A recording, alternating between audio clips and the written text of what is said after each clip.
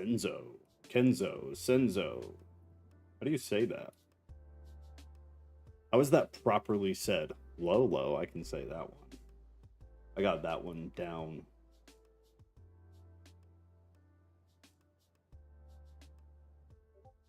All right.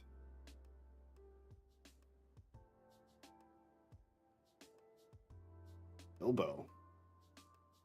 Jessica Bales. Pastora. The lovely Pastora. All right, while the filing in happens, we have a Discord. Those of you on TikTok, there is a link to the Discord on my profile on the TikTok. I definitely recommend going to YouTube because that's where the real people are at. The real smart people that you definitely want something to do with. But we have a Discord. This is the Discord. The Discord is free. It will always be free. We talk about theology, conspiracies sometimes, the Bible, spirituality, science, self-growth. And then we have a library because everybody in the group is wildly intelligent beyond myself. So if you have questions or just want to talk to people who are really smart and know the Bible and know ancient scripture and whatnot, that is a great place to go. And somebody will definitely talk to you. I was reading some stuff this week and it was... it's mind-bending. It's always a little bit mind-bending. But there's a link in YouTube pinned to the top of the chat, also in the description of the video. And TikTok, it's on my profile over there somewhere, I think. I'm pretty sure. I also put it in the chat there on TikTok too, though. So do the Discord thing, because the Discord thing is very cool. This Ghost Nat. Hey, yo. Finally free since it's Wednesday night. So if we did Wednesday night, does that mean Nat would show up? It's a good enough reason for me to try to figure that out. Rodriguez, sorry I'm making dinner right now. But turn on the Discord mics. My girl, thank you. I appreciate that. All right, so the podcast live stage. We're going to do the stage. There will be a voice channel called Bible Study. And that is now open. So to the TikTok people, if you join the Discord, you can be in the voice channel while we do this, because it is much better when we're able to talk. So it's open. A couple people just jump. Jill. I feel like it's been forever, Jill. It's lovely to see your little face right there. That's fantastic. That's fantastic. How exciting. I think they're great additions indeed. Yeah, the newcomers are legit for real. Have you guys asked where the newcomers came from? Because I read through some of it and I was a big fan. But I don't know where they came from. If you guys can try to remember to ask when new people join, like, where did you come from? Because that'll help me with my very limited input to figure out where it would be best to input so that we get more output. Mystic, what's going on? What's going on? Look at this. Do we need to change to Wednesday night or add Wednesday night? It's like the woodwork is out. This is a beautiful thing. More likely, I've had family commitment every Thursday night for a while. All right. Well, I'm going to consider adding a night then. Because I can probably manage that right now. I'll talk to Kat. But Mikkel, to answer your question, the family's good. We're in a very weird thing right now. Not negative, though. Not negative. Just weird. Just weird, y'all. Rodriguez with food. Rodriguez is a cooker. All right. Well, in case you don't know what we're doing here, mostly TikTok people, we are currently reading Adam and Eve. It's from the Forgotten Books of Eden. These are apocryphal texts, which means if you go grab your NIV or something, you are not going to be able to find it because it is not in your Bible. This is one of a large library of texts that the early Christian authority figures basically decided was not inspired by God, therefore should not be in what's called the canon. The canon is the Bible that you do have. It's the books that are in your Bible. This is one of many books that was deemed non-canonical, meaning not in the canon. And so they removed it early on in Christian history, and only certain that's not true. Only certain sects of Christianity still use them. Catholics are one of them. They use a good amount of apocryphal texts. And then other smaller sects of Christianity still use the apocryphal text. So we are not necessarily reading them as if we believe they should be in the Bible. We're reading them because we are students of old literature. We like it. It's interesting, and I think everybody should be exposed to all of it so that each individual person can decide of their own fruition what to believe and not just be told to what to believe, because that's what sheeple do, and we don't like that. I don't like that, at least, but I think I speak for everybody when I say I don't like that. So we're picking up right here.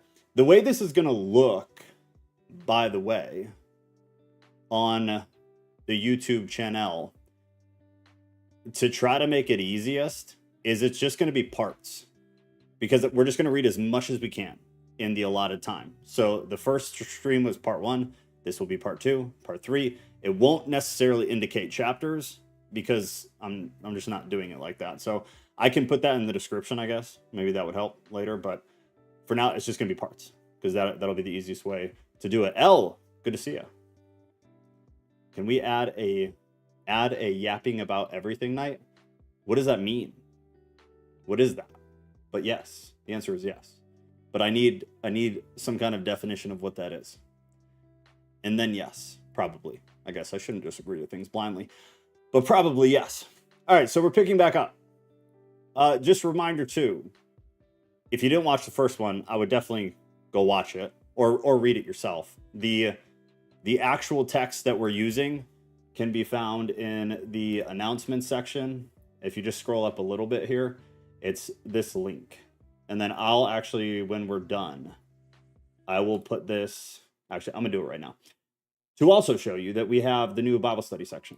So the Bible study section is right here. Discussion, you guys should be able to make posts, like new threads, about whatever you want. So feel free to do that. These other sections are gonna be the video backup archive of everything, so that they're easy to find if you want to watch one. But Adam and Eve, I think I put it in here. No, I didn't. So I'll add the actual text that we're using, so it's easier for you to find. And that was not what I wanted. Here we go. All right, so now it's in there. That's what we're reading from, in case you want to follow along, or if you need to catch up because you missed something. It's not terribly bad if you miss something, but you still miss some stuff. You still miss some stuff. And I would highly recommend watching the last video on 2x speed, or just picking up on your own and reading the chapters that we did cover. So picking up a recollection of the glorious days in the garden. This should be good. Then Adam and Eve felt themselves burning with thirst and heat and sorrow. And Adam said to Eve, "We shall not drink of this water, even if we were to die. O Eve, when this water comes into our inner parts, it will increase our punishments and that of our children that shall come after us." Both Adam and Eve then withdrew from the water and drank none of it at all, but came and entered the cave of treasures. We learned about the cave of treasures, so if you're lost, you should definitely watch the last one. But when in it, Adam could not see Eve, but only heard the noise she made. We actually read this too, but we're going to read it again. I think we read this because I made comments about the noises. I wonder what the noises were. I want to know what the noises were. He only heard her noises. What kind of noises? Was she groaning and moaning or complaining, or what was happening? Neither could she see Adam, but heard the noise he made. Was he also complaining? I don't know. Then Adam wept in deep affliction and smote upon his breast. And he arose and said to Eve, "Where art thou?" And she said unto him, "Lo, I am standing in this darkness." We definitely read this because that made me laugh really hard last time. "Lo, I am standing in this darkness." He then said to her, "Remember the bright nature in which we lived while we abode in the garden. O Eve, remember the glory that rested on us in the garden. O Eve, remember the trees that overshadowed us in the garden while we moved among them. O Eve, remember that while we were in the garden, we knew neither night nor day." Which is interesting when you're keeping in mind that this is a continuation of Genesis. At least that's the idea. That would, in a sense, conflict with what we know about Genesis. Something to think about. Can you put the comment? Oh, thank you. Yes, thank you. There you go. The comments in the page should be good now. Thanks, Ghost. I can't wait to learn about the Cain's murder and Lechem and the blind man. I know. I guess that's a good time for this too. Remember, while we read, if there's anything specific that we read about that we want to revisit when we're done reading it, go to the Bible study section, find the book that we're currently reading, and then you can drop anything in here. So I took some notes from last week, And then Lord Help Us Tampa put something in there that was really good. And we're definitely going to revisit that. Anything else you guys think of, throw it in there, and then we'll revisit it when we get to the end there. Okay. So. O Eve, O Eve, O Eve. Think of the tree of life, from below which flowed the water, and that shed lustre over us. Remember, O Eve, the garden land, and the brightness thereof.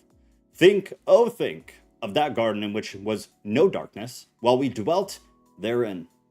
Whereas no sooner did we come into this cave of treasures, than darkness compassed us round about, until we can no longer see each other, and all the pleasure of this life has come to an end. Subtitle: How Darkness Came Between Adam and Eve. Then Adam smote upon his breast. He does this often. He and Eve, and they mourned the whole night until dawn drew near.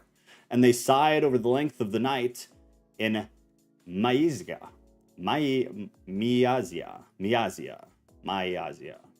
One of those, probably. Relatively close.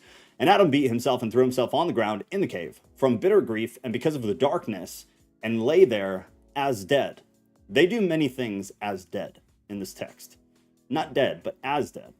But Eve heard the noise he made in falling upon the earth, and she felt about for him with her hands, and found him like a corpse. Then she was afraid, speechless, and remained by him. But the merciful Lord looked on the death of Adam, and on Eve's silence from fear of the darkness. And the word of God came unto Adam, and raised him from his death, and opened Eve's mouth that she might speak. Then Adam arose in the cave, and said, O God, wherefore has light departed from us, and darkness come over us? Wherefore dost thou leave us in this long darkness? Why wilt thou plague us thus? And this darkness, O Lord, where was it ere it came upon us? It is such that we cannot see each other.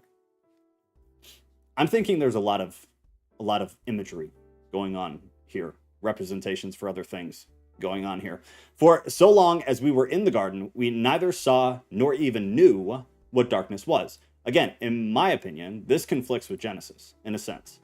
I was not hidden from Eve, neither was she hidden from me, until now that she cannot see me, and no darkness came upon us to separate us from each other. But she and I were both in one bright light. I saw her, and she saw me. Yet now, since we came into this cave, darkness has come upon us, and parted us asunder, so that I do not see her, and she does not see me. O Lord, wilt thou then plague us with this darkness? The fall of Adam, why night and day were created. Scott, good to see you. Hey, Ruth. Beautiful. All right. The fall of Adam and why night and day were created. Then, when God, who is merciful and full of pity, heard Adam's voice, he said unto him, O Adam, so long as the good angel was obedient to me, a bright light rested on him and on his hosts.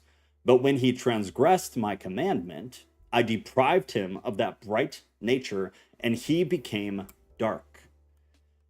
And when he was in the heavens, in the realms of light, he knew not of darkness. This is an interesting way to word this. So I'm going to read it again. And when he was in the heavens, in the realms of light. The realms of light, if you look through other old literature, is used, I'll say relatively often. And not just in old Jewish texts, but you can find them in other texts too. So just like an interesting thing to take note of if you care, if you're weird like me. But he transgressed, and I made him fall from heaven upon the earth, and it was this darkness that came upon him. And on thee, O Adam, while in my garden, and obedient to me, did that bright light rest also. But when I heard of thy transgression, I deprived thee of that bright light.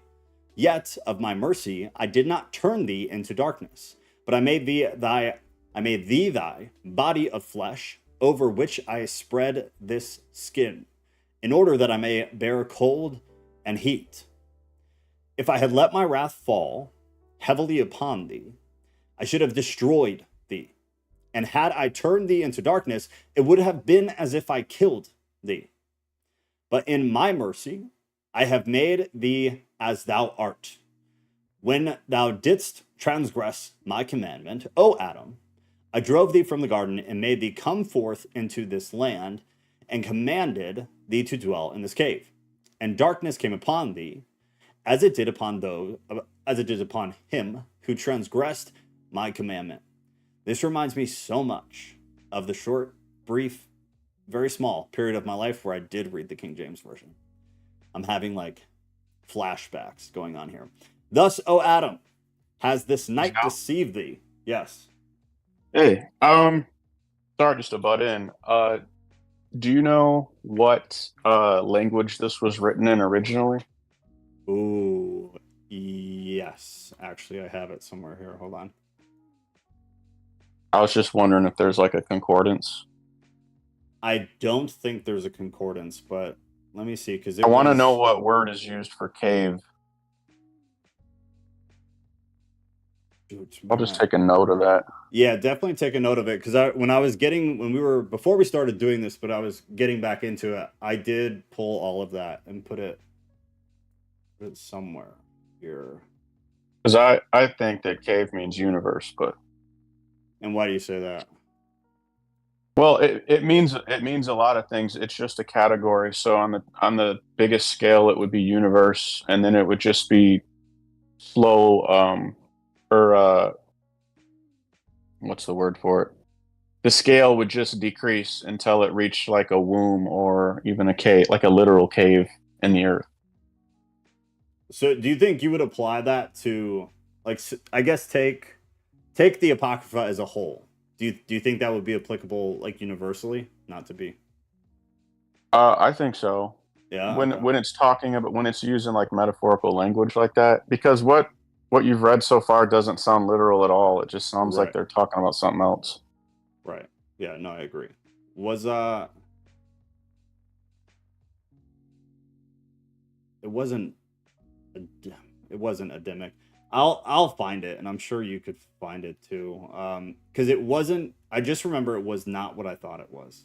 The language. It was not what I remembered. Oh, okay. It was, yeah. I had something in my mind from when I read it the first time, and I remember as I was going through it, I was remembering wrong, and it was something that it was not what I was expecting. I will find it, and then I'll put it. And if you find it too, just put it in that little section on Discord, because that's yeah, that's a good question. But to answer like the actual question, I don't think there is. I looked for a lot, and even finding commentaries was difficult. The best I could do is find like some midrashes from old Jewish scholars, but it was like from people that it was hard to find anything to validate them, like as people, Yeah. as scholars. So a concordance, I don't think. It would be interesting though to get, if we could get our hands on this in the original language, because then I bet we could do some work on it and find some of that. That's what I want to know. I would bet. I'll look Yeah. into it. Yeah, if you find it, throw it in there. I'll look after we're done though too, because that's a good question. Okay. Yeah, get back. Didn't mean to sidetrack. No, you're good. Always do it whenever. Okay. All right. I should have taken note where we were though. I think 9. But in my mercy I have made thee. We read that. All right, 10. Thus, O Adam, has this night deceived thee. It is not to last forever, but is only of 12 hours. When it is over, daylight will return. Sigh not, therefore, neither be moved, and say not in thy heart that this darkness is long and drags on wearily, and say not in thy heart that I plague thee with it. Strengthen thy heart and be not afraid. This darkness is not a punishment, but, O Adam, I have made the day, and have placed the sun in it to give light, in order that thou and thy children should do your work.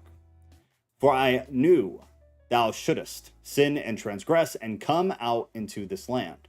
Yet would I not force thee, nor be heard upon thee, nor shut up, nor doom thee through thy fall, nor through thy coming out from light into darkness, nor yet through thy coining from the garden into this land. For I made thee of the light, And I willed to bring out children of light from thee, and like unto thee. But thou didst not keep one day my commandment. Burn. Until I had finished the creation and blessed everything in it. Then I commanded thee concerning the tree, that thou eat not thereof. Yet I knew that Satan, who deceived himself, would also deceive thee. I love this, because this is also in some old midrashes. I don't know why. It's something that's always stood out to me. God said, yet I knew that Satan, who deceived himself, would also deceive you. So I made known to thee by means of the tree, not to come near him, and I told thee not to eat of the fruit thereof, nor to taste of it, nor yet to sit under it, nor to yield to it. Had I not been and spoken to thee, O Adam, concerning the tree, and had I left thee without a commandment, and thou hadst sinned, it would have been an offense on my part. But it would have been an offense on my part, for not having given thee any order, thou wouldst turn around and blame me for it. But I commanded thee and warned thee, and thou didst fall, so that my creatures cannot blame me, but the blame rests on them alone. And, O Adam, I have made the day for thee and for thy children after thee, for them to work and toil therein. And I have made the night for them to rest in it from their work, and for the beasts of the field to go forth by night and seek their food. But little of darkness now remains, O Adam, and daylight will soon appear. I don't think that's literal either. I'm with Ghost on, yes, Scott nailed it. Yes. That's correct. Because that was not what I remembered for the language. And I remember going through this and being like, damn, I had that totally wrong in my head. That is 100% correct. So Scott put in there in the YouTube chat, TikTok people, there's the second book of Adam and Eve. Also, double check if you could, though, that see if it covers all of the forgotten books of Eden. Because from what it's looking like, the second book of Adam and Eve, I want to say that's correct for both, though. Because that's what I remember. But maybe just to be sure, double check that was also the first book of Adam and Eve. But I would say like 90% certainty that yes. Written in Greek around the 1st century AD, surviving versions are in Old Church Slavonic. Yeah, I think that is correct. Thank you, Scott. Good work. Okay, and then before we start, since we're doing fabulous on time, Ghost brought up another good point that I think everybody should kind of think about while we do this is, do you take this literal or not? As we read it, like every verse, think about it for a second, or each chapter, whatever. At some point as we go along, think about it for a second. Do you believe this is literal? Also think like, do you believe this should have been in the canon? And think, if it's not literal, what is the author actually trying to get across? If not literal, it has to be something else. So what is the something else? The earliest prophecy of the coming of Christ. Then Adam said unto God, O Lord, take thou my soul, and let me not see this gloom any more, or remove me to some place where there is no darkness. But God, the Lord, said to Adam, Verily I say unto thee, this darkness will pass from thee every day I have determined for thee, until the fulfillment of my covenant. Boom. When I will save thee and bring thee back again into the garden, into the abode of light thou longest for, wherein is no darkness, I will bring thee to it in the kingdom of heaven.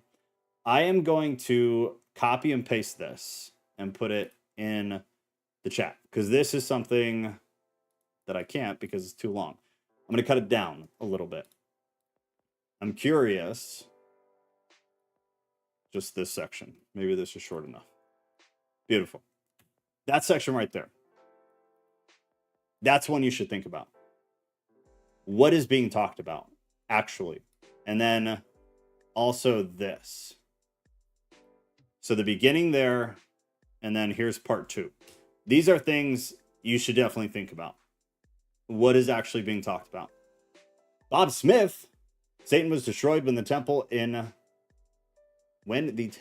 altar was turned to chalkstone. Herod's temple went down in 17 AD.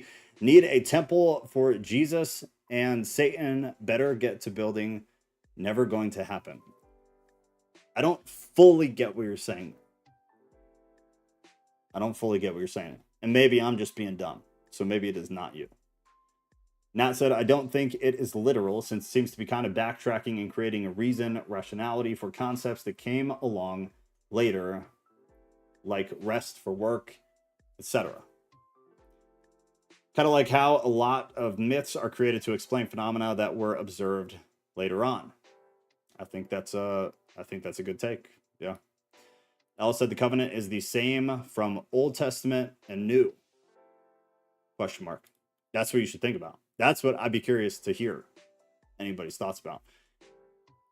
And I'll read it again, because I think this is something that is important, actually, that you should truly consider and try to formulate some kind of opinion. He said, verily I say unto thee, this darkness will pass from thee. Every day I have determined for thee until the fulfillment of my covenant. Fulfillment of my covenant. When I will save you and bring you back again into the garden, into the abode of light you long for, wherein is no darkness. So you have a fulfillment of covenant, and then God says, I will save you and bring you back again into the garden, into the abode of light, description of garden, wherein is no darkness. I will bring thee to it in the kingdom of heaven. It's something to think about. This is significant stuff. Okay. Again said God unto Adam, all this misery that thou hast been made to take upon thee because of thy transgression will not feel thee from the hand of Satan and will not save thee. Ghost. I just moved you back because I realized we didn't have this on this one. Ghost, you have superpowers, just in case. I don't know what's happening because I can't read, but just in case. Superpowers permitted. Okay, I'm going to read that again, sorry. Again said God unto Adam, all this misery that thou hast been made to take upon thee because of thy transgression will not free thee from the hand of Satan. It will not save thee. But I will, when I shall come down from heaven and shall become flesh of thy seed and take upon me the infirmity from which thou sufferest. Then the darkness that came upon thee in the cave shall come upon me in the grave, when I am in the flesh of thy seed. Also, extremely significant, in my opinion. Extremely significant. What is he talking about? When I shall come down from heaven and shall become flesh of thy seed and take upon me the infirmity from which thou sufferest. Then the darkness that came upon thee in the cave shall come upon me in the grave.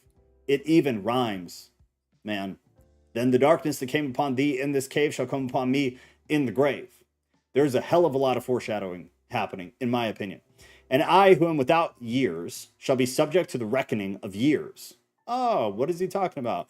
Of times, of months, and of days, and I shall be reckoned as one of the sons of men in order to save thee. That one's interesting because sons of men is a very, I guess, call it complex.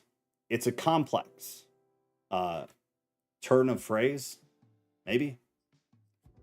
It's complex because it's used in different contexts and it means totally different things. This is another one that if Ghoster Eye is able to find this text in its original language, and then if we're able to kind of pull some of this out, this is one I'm going to throw in the Discord real quick because I would be very interested to see a word study on this.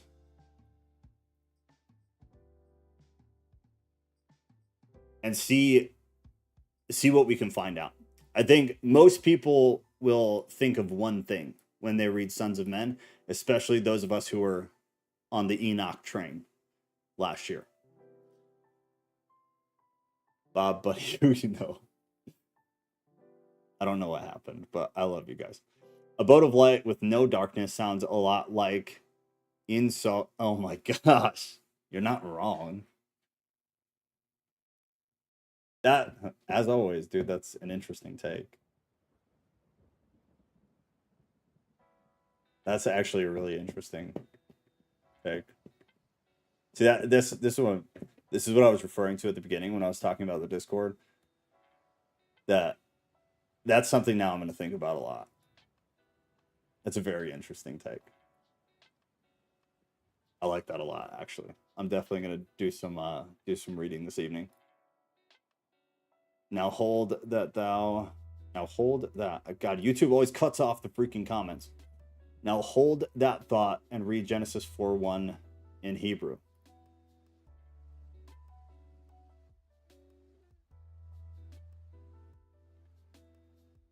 In English, Adam made love to his wife and she became pregnant and gave birth to Cain. She said, with the help of the Lord, I have brought him forth a man. Go said, who did Eve give birth to? Adam made love to his wife Eve, and she became pregnant and gave birth to Cain. She said, with the help of the Lord, I have brought forth a man. Brought forth or acquired, or have acquired. That, I'm not going to dive, but that's a great question. Great theory with the soft, but this is a great question. Yeah. Who did Eve give birth to?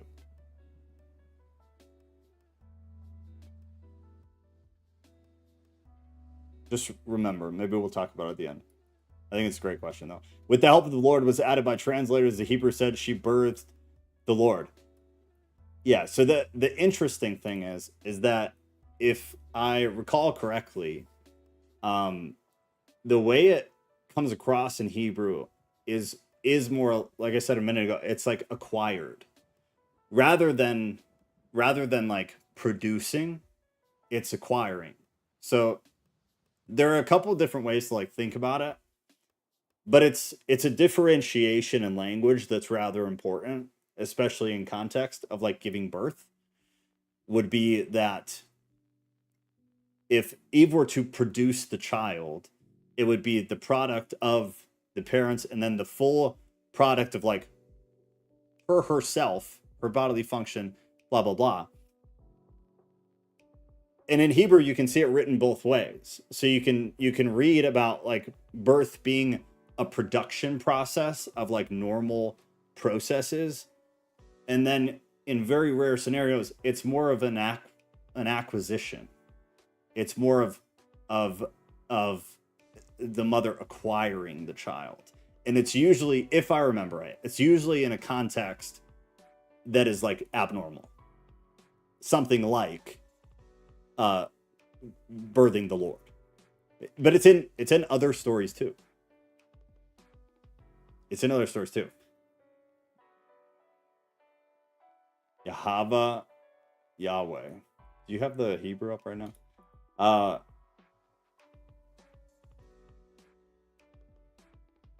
love this. I love this. There's a big hole to dive into with this too, that gets really, really interesting. Nat said I was Sorry, Joe. I just wanted to throw that out for everyone to think about. No, I'm glad you did.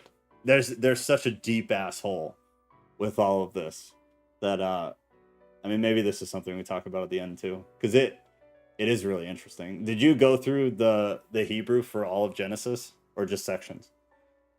Just sections that jumped out at me, and this was one of them. Wild, right? Yeah, her name I think is some kind of clue, but I think Genesis is just like a personified mechanism for creation where you have these two opposites that come together, Right. and then kind of birth a bunch of opposites all the way down on the scale, maybe. Have you personally felt like the more you've gone into that, the more you realize nothing is as it seems? Or the more you think you realize nothing is as it seems? Or as it's depicted, I guess, maybe? Yeah. definitely. It blew my mind. And then it's like for me, it ended up being the majority of the Bible, like the vast majority of it. Ended up being things that it's like, this is nothing like what was taught, and it's definitely nothing like how it reads naturally. How it's taught is just completely backwards, I think, from Yes. what it means. Yes, I agree. It's Except for in the irresponsible. most like obvious cases. Right, which is good. At least there is that. But any depth at all is like, it's so watered. It's sad. Yeah, I agree. But yeah, I just wanted y'all to think of that. I'm enjoying listening to you. It's good stuff, dude. No, keep doing it. Actually, I'm gonna throw this in there too for the end, everybody, I guess, because like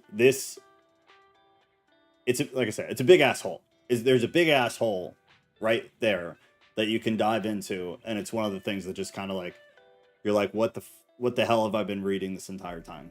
It makes you rethink the absolutely everything about the way you've read Genesis in the past. And this is like what I've tried to express in a million different ways, is like, that is the majority of the Bible for me. The deeper in the holes I got, the more I was like just completely thrown upside down and had to rethink my entire life, because things started to make more sense, but in a way that, as we're taught, makes no sense. But in actuality, it makes perfect sense. And you get into it and you're like, holy crap, this is wild. What Ghost brought up is a really interesting one that will really make you think and really make you question some things that you understand currently. And I think that would be a great one to come back to at the end too. Now, that's what I was about to say, aren't brought forth and acquired kind of opposites. Right. In a sense, for sure. Yes, which is why it's interesting. One is push, one is pull. Right. It's really interesting. So we will definitely do that. We'll definitely do that. I'm copying it into the Discord thing now. And then her name.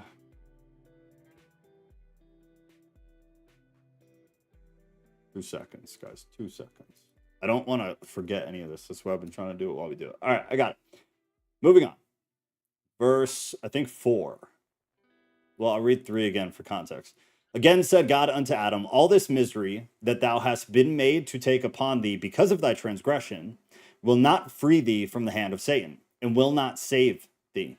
But I will, when I shall come down from heaven and shall become flesh of thy seed, that's where we were, flesh of thy seed, and take upon me the infirmity from which thou sufferest, then the darkness that came upon thee in this cave shall come upon me in the grave. What a great social media pastor one-liner right there. When I am in the flesh of thy seed, and I, who am without years, shall be subject to the reckoning of years, of time, of months, and of days, and I shall be reckoned as one of the sons of men in order to save thee. And we will come back to the sons of men later too. And God ceased to communicate with Adam. I pointed this out last week. I'm probably going to point it out a million more times, so I'm sorry. This is also an interesting thing, because this is not common in the canon, is this type of wording of God stopped talking to Adam. There are some scenarios of a very similar thing. They're in the Old Testament. They are there. But this is different. And the degree to which it's repeated and when it's repeated, or when it's used repeatedly, in my opinion, becomes significant the deeper you get into it. So it's just something to think about. Then Adam and Eve wept and sorrowed by reason of God's word to them, and they should not return to the garden until the fulfillment of the days decreed upon them, but mostly because God had told them that he should suffer for their salvation. The first sunrise, Adam and Eve think it is a fire coming to burn them. Again, literal or not? Don't know. After this, Adam and Eve ceased not to stand in the cave, praying and weeping, until the morning dawned upon them. And when they saw the light return to them, they restrained from fear and strengthened their hearts.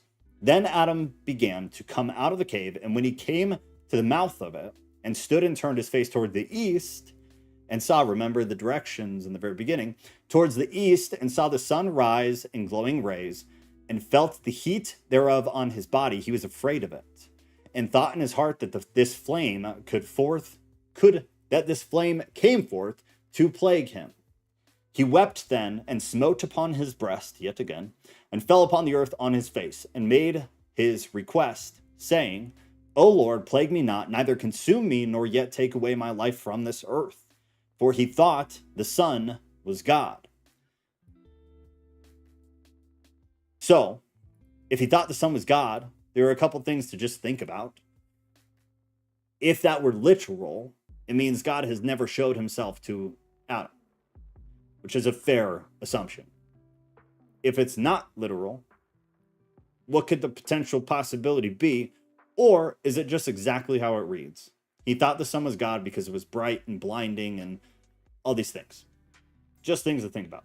Inasmuch as while he was in the garden and heard the voice of God and the sound he made in the garden and feared him, Adam never saw the brilliant light of the sun, neither did the flaming heat thereof touch his body. Therefore was he afraid of the sun when flaming rays of it reached him. He thought God meant to plague him therewith all the days he had decreed for him. For Adam also said in his thoughts, as God did not plague us with darkness, behold, he has caused this sun to rise and to plague us with burning heat. Another thing, I guess, to think about is, does this make sense in context of what we've already read? So it's as if Adam's never seen the sun before. It's as if he's never experienced daylight before. Is that cohesive with what we've already read? Something to think about. Well, I think not, though, in my opinion. For Adam also said in his thoughts, as God did not plague us with the darkness, behold, he had caused the sun to rise and to plague us with the burning heat. But while he was thus thinking in his heart, the word of God came unto him and said, O Adam, arise and stand up. This sun is not God, but it has been created to give light by day, of which I spake unto thee in the cave, saying that the dawn would break forth and there would be light by day. But I am God, who comforted thee in the night, and God ceased to commune with Adam. Different wording, same thing. Another interesting thing to point out is all of this thinking that Adam's doing. If I remember correctly, and please point it out if I'm wrong, I don't believe we've heard much, if anything at all, about Adam's thoughts, Adam's thinking. Yet it was repeated several times there. Nat said, is commune the same as communicate? I think of it as more of coming together in the same space. I guess since God doesn't have a physical form, that might make sense in context. They're deeply related, Ghost said. Wouldn't God's physical form be his images, Jesus being the primary image? That's a great point. Ghost said, the only way to make sense of never seeing the sun before would be A, Adam is just software with no body, or B, Eden was or is inside the earth in some way. Yes. Personal opinion. But yes, to be. At least. Now, I always think of him physically being there in the garden, but that's not really how God works. But why not? I mean, I think that's how most people think God works. That's my understanding from like kind of mainstream Christianity is they believe God fills all space, all places. So like every room, every square inch of outside. That's my understanding of like what the normal Christian believes is that God is everywhere at all times, physically. But it's one of those things too that like if you asked one more follow-up question, their brain would break because they either haven't thought about it or nobody's ever talked about it, which means they haven't thought about it. This was a good question though. When Nat asked, is commune the same as communicate? They are deeply related, like Ghost said. I think it's a good question more than anything else because both are used at different times. So you could make a decent argument, in my opinion, that the author is trying to convey something different, depending on which one he uses. There's definitely a possibility that it's a thoughtless, mindless thing that the author did, or something that got messed up through translation, whatever. I personally don't think that. I think he used commune in some and communicate in others because of what he was actually trying to express. And I think because they are deeply related, but they're not the same, that he was trying to express one thing here and the other thing there. God was physically in 1st century AD, though, but I definitely get your point. I mean, yeah, fair. Inside Earth, the Agartha theory. Weren't we going to talk about it at some point? I felt like we had a half-assed plan to talk about that theory at some point, and I think it got pushed to the wayside. Okay. So he was doing a lot of thinking. God ceased to commune, this time with Adam. Jared Hancock. It was basically the Sheol and Hell videos. Yes, that's right. That's right.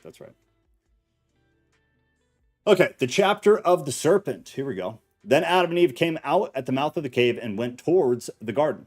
But as they drew near to it, before the western gate, from which Satan came when he deceived Adam and Eve, they found the serpent that became Satan. That's interesting wording. The serpent that became Satan, coming at the gate, and sorrowfully licking the dust and wriggling on its breast on the ground, by reason of the curse that fell upon it from God. The serpent that became Satan. Is it Satan or a Satan? Do you understand the question? Nat said, yeah, I think no longer communing meaning he left them physically, but defaulted to only communicating from a distance, then ceasing to communicate, meaning he left them alone completely. It's an interesting take. Everybody should read that. I think that's interesting. Okay, 3. And whereas aforetime the serpent was the most exalted of all beasts, now it was changed and became slippery. Snakes aren't slippery. And the meanest of them all, and it crept on its breast and went on its belly. And whereas it was the fairest of all beasts, it had been changed and was become the ugliest of them all. So what is being said here, real quick, before I carry on? Aforetime, the serpent was in the beforeland time, the serpent was the most exalted of all beasts. What is he actually talking about? Because he's probably not talking actually about snakes, right? Were snakes in the beforeland time, were they actually the most exalted animal on the planet? Actual, literal, physical animal? And changed, it became slippery. Do you think they actually changed and then became slippery to the touch? No, because they're not slippery. And also, it's not literal. And the meanest of them all, and it crept on its breast and went on its belly. Very clearly, in my opinion, you're talking angelic. Then he continued, and whereas it was the fairest of all beasts, which we know was not true, animal-wise, it wasn't the fairest animal of all beasts, it had been changed and was become the ugliest of them all. Were snakes pretty before and then became ugly, physically, as animals? No. Instead of feeding on the best food, now it turned to eat the dust. That's out of Genesis. Basically, is out of Genesis. Instead of dwelling as before in the best places, now it lived in the dust. This to me is like very obvious. Very obvious. Is a very obvious expression of the Satan or Satan's story. Graves, good to see you. I think verse 4 is pointing out the irony of the character contrast. Yeah. Winged serpent, Jared said. Just like, don't overthink this. I guess overthink it. But before you overthink it, think about it just literally. What is the biblical account of Satan? Like the story. Who was Satan before he was Satan? What was his positioning in the spiritual realm? Like, just think about the very general story, like the Sunday school story, and then read 3 and 4, and you see a very obvious parallel from what was happening in the spiritual context in Satan's story is being expressed in the animalistic context right here. But it's almost a perfect parallel, in my opinion. It's almost a perfect parallel, but not literal, obviously. Many things it's hard to tell whether the literal. This one, in my opinion, is not. It seems apparent. The cherub blessing that covers, guards, conceals, protects, etc.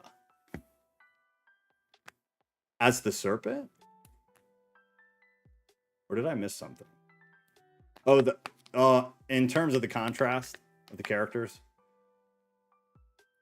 Like also, Jared, you've seen the symbol for medicine. Isn't that wild? The like medicinal icon that we use in business and government. It's pretty interesting. If you've never looked at it, look at it real quick. Google serpent logo medical industry or something, and it'll come up. It's one of those ones that like, oh, okay, got it. Angels that got demoted. Lord help us, Tampa. Yeah, I think that's a big part of it. I think that's the parallel. But more specific, maybe. It kind of depends on like what your belief around Satan or Satans are. Because like mainstream Christianity, most Christians say believe that like Satan is a specific guy, right? Like a spiritual or a fallen angel, specific person. Not person, but you get what I mean. A specific entity. Most Christians believe that is Satan. Whereas like we've talked at length about how it's more of a concept, or some of us believe it's more of a concept, less of a specific entity, that there are many Satans, not just the capital Satan.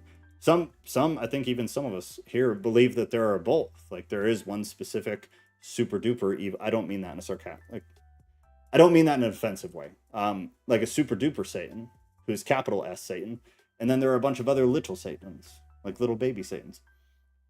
Jared said it's weird how Tupac's supposed B-Day was 616.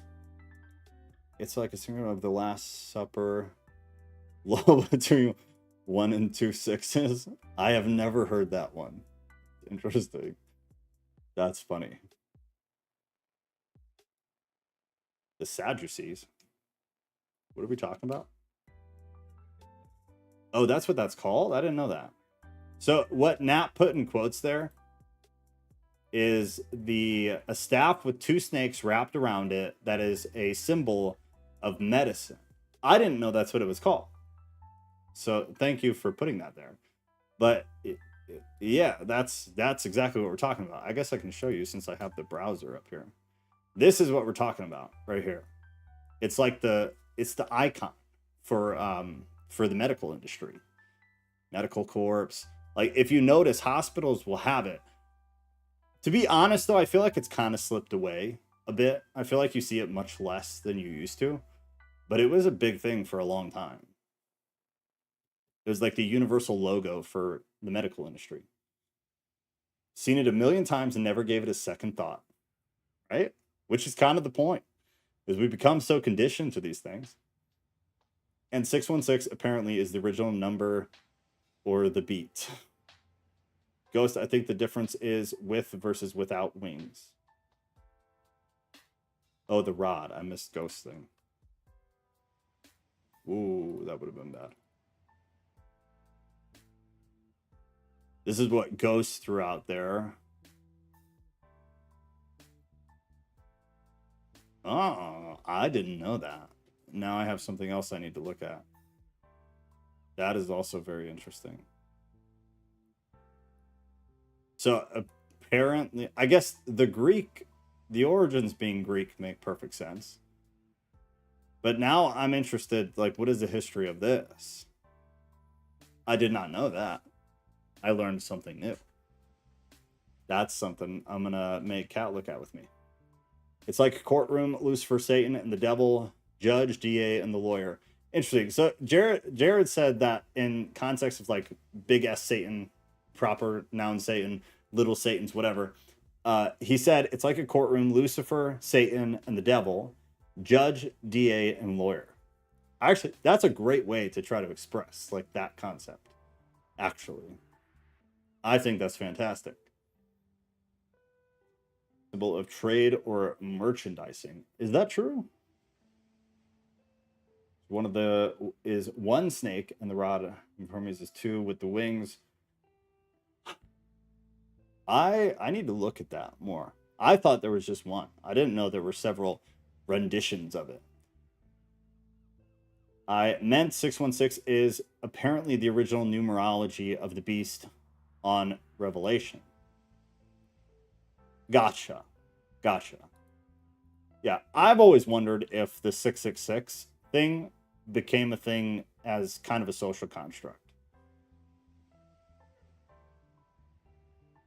I don't know, but it's something I've always wondered. Fibonacci sequence. Scott said God's fingerprint. It is everywhere. It is everything. Basically. Everything in scripture is courtroom drama. That's true. Fasten them tinfoil hats on tight, y'all. We're going deep. Yeah. I love you guys. This is fantastic. All right. I want to get through a little bit more, and then I need to get rolling. Kat and we got home like 10 minutes before we started. I barely made it. So I got to help try to get things wrapped up for the night. Did we read this yet? Then Adam and Eve came out of the mouth of the cave and went towards the garden. The chapter of the serpent. We did read this, right? Right? Was the most beautiful of all beasts? Yeah, I think we were at 5. Yes, absolutely. All right, so 5. After we get the little bit about Satan, the parallel, in my opinion, to kind of the Satan story out of the Bible. And whereas it had been the most beautiful of all beasts, all of which stood dumb at its beauty, it was now abhorred of them. And again, whereas it dwelt in one beautiful abode, to which all other animals came from elsewhere, and where it drank, they drank also from the same. Now after it had become venomous, by reason of God's curse, all beasts fled from its abode. It would not drink of the water it drank, but fled from it. The moral combat with the serpent. When the accursed serpent saw Adam and Eve, it swelled its head, stood on its tail, and with eyes blood red, did as if it would kill them. It made straight for Eve and ran after her, while Adam, standing by, wept because he had no stick in his hand, wherewith to smite the serpent, and knew not how to put it to death. Not a great look, boyo. Not a great look, sir. But with a heart burning for Eve, Adam approached the serpent and held it by the tail. When it turned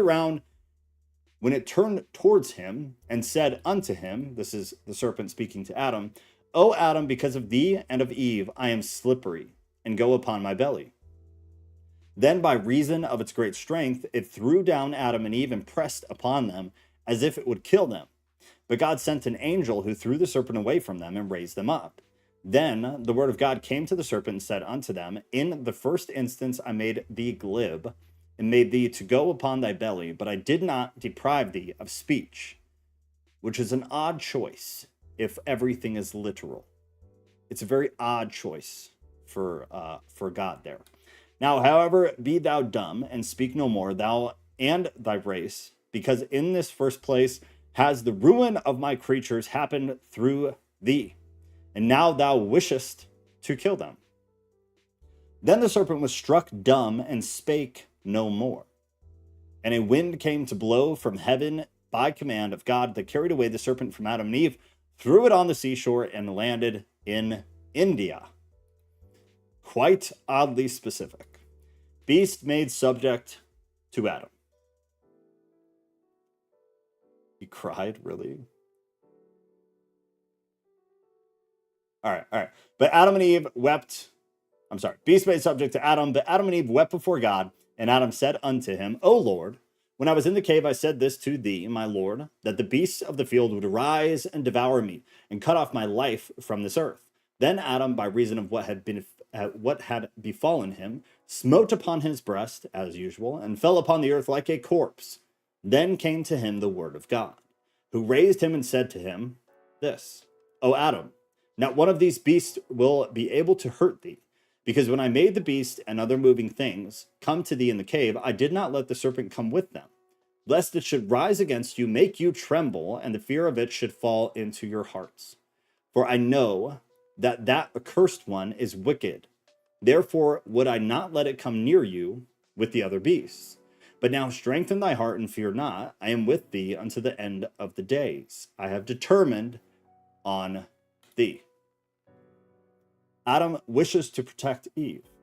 Then Adam wept and said, O God, remove us to some other place, that the serpent may not come again near us and rise against us, lest it find thy handmaid, Eve, alone and kill her, for its eyes are hideous and evil. But God said to Adam and Eve, henceforth fear not, I will not let it come near you. I have driven it away from you, from this mountain, neither will I leave in it to hurt you. Then Adam and Eve worshipped before God and gave him thanks and praised him for having delivered them from death. Adam and Eve attempt, the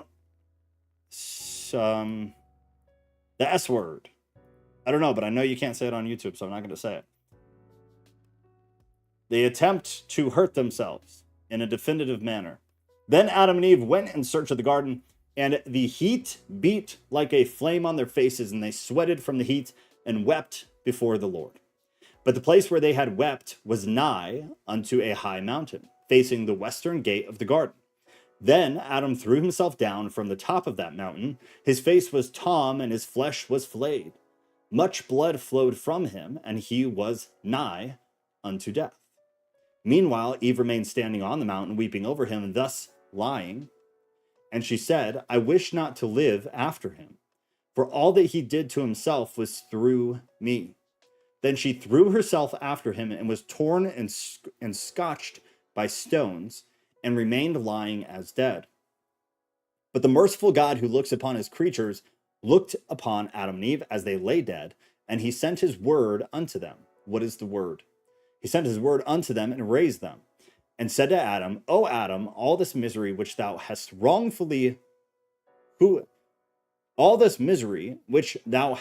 wrought upon thyself will not avail against my rule, neither will it alter the covenant of the 5,500 years. Numerology, people, plug it in. Plug it into your journal, 5,500 years. Adam in a chivalrous mood. What a great title. That's a phenomenal title. All right, I got to read this and then I got to roll for the night. Then Adam said to God, I wither in the heat. I am faint from walking, and I am loath of this world. And I know not when thou wilt bring me out of it to rest. When the Lord God said unto him, O Adam, it cannot be at present, not until thou hast ended thy days. Then shall I bring thee out of this wretched land. And Adam said to God, while I was in the garden, I knew neither heat nor languor, neither moving about nor trembling, nor fear. But now, since I came to this land, all this affliction has come upon me. Then God said to Adam, so long as thou wast keeping my commandment, my light and my grace rested on thee. But when thou didst transgress my commandments, sorrow and misery befell thee in this land. And Adam wept and said, O Lord, do not cut me off for this, neither smite me with heavy plagues, nor yet repay me according to my sin. For we of our own will did transgress thy commandments, and forsook thy law, and sought to become gods like unto thee, like you, when Satan the enemy deceived us. Then God said unto Adam, because thou hast borne fear and trembling in this land, languor and suffering, treading and walking about, going upon this mountain and dying from it, I will take all this upon myself in order to save thee. Foreshadowing as well, in my opinion, foreshadowing as well. Because you have done all these things, I will take all of it upon myself in order to save you. Sounds a whole lot like the incarnation of old God there. The Zoomers say unalive now, Dad. Yeah, but I feel like that's been used so much that they had to have caught on to it by now. I feel like you can't say that now either. I was privy on that one. young child, I was privy on the unalive. I used to do the TikToks, if you remember. I learned that one. TikTok, I am shutting you off, so have a lovely evening. Go to YouTube next time because it's better, and you'll be better for it.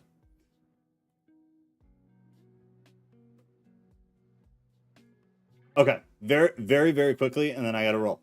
Just remember that Sunday we'll be back in Genesis, 6 p.m. Central Time, and then the Bible study section. So if anything came up tonight, or if I forgot to put something in there that we talked about and I said I wanted to talk about at a later date, if anybody knows of any of those things, please put it in here. So in the study discussion forum, I will create a topic for every of the specific books that we're reading, but you guys should also be able to create your own topic.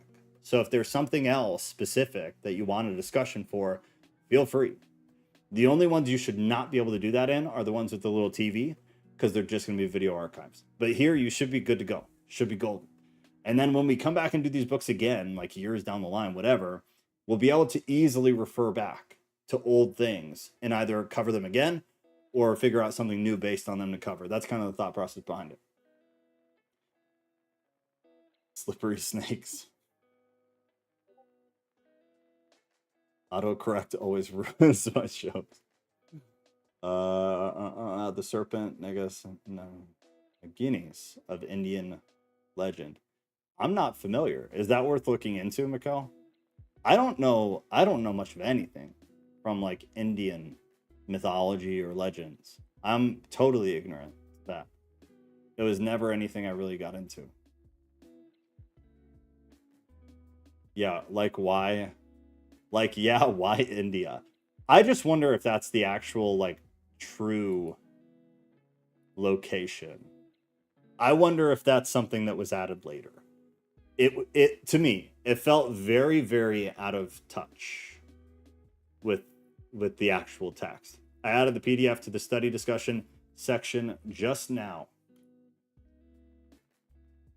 Oh, cool. The download. Nice. Thank you, Scott. Just so everybody knows too, I gave Scott credit in the announcements, but I'll do it again now. Scott provided us the specific text that we're using. So everybody loves Scott for that. This one ended up being the one that would format the best for the stream. So I was super grateful when I saw his, because the ones I had were going to be rough. And I was probably going to have to like put them in Word documents and go through a whole bunch of work. So Scott totally saved the day, and I very much appreciate it. Yeah, they don't even elaborate. They just state it and move on, right? I think it was added. I don't think it was in the original, but that's a total guess on my part, just based on how out of touch it feels with with the actual like text and context. It seemed really, really out of place to me. But if you look into it and you find anything out, I would love to see what you found. Because to me, I'm basically just going to write it off. Unless I see something else that kind of adds validity to it, I think it's best for me, at least, to just completely write off the India comment. It just seems so odd. It seems so odd. Okay. I think we're good. So Sunday, we'll be back in Genesis, and then Thursday, we'll keep doing this. I am going to put the chapters that we're reading in the descriptions of the videos for these, so that we know what we read. Or so if you ever want to look back, I'll index the descriptions of the videos so they're easier to find where you want to actually be if you end up looking back for whatever reason. I'm trying to think. And then I might see if we can add another study during the week. So I'm probably going to throw out some days and times, and there might be mornings included. So just keep an eye out for that, because it will be entirely based on how you guys answer. Because I don't want to do it if people aren't going to be able to be here. I might still do it anyways, but we'll see. But I want to add a little bit of consistency to the new YouTube channel to see if we can start picking up the algorithm a little bit. I know it takes a couple months of consistent uploads for them to actually even care about you or touch you. But I'm thinking of adding a third one. at some point. So I will put that out there once I have it, and then depending on what you guys say would be best, we will go from there. I am gonna run and go help Kat with all of the stuff we did not do because I had her out of the house all evening. So I love you guys very, very much. Tonight was lovely, and it was very lovely to see a bunch of people that we haven't seen in a while. And I'll see you Sunday. Hopefully. Have a lovely night. Oh, the PDF is for the original text in the original language? I'll look at them. I'll look at them right now. If that's the case, you are the man, Scott. All right. I'm out after I look at what Scott just posted. But I love you guys, Graves. Good to see you. Scott, thank you very much. Mystic, have a lovely night. Lord help us, Tampa, your joy. And Jill in Discord. It's been so long, I feel like, Jill. It's been so long. It's so lovely to see you. All right. I love you guys. I'm out. Have a good night.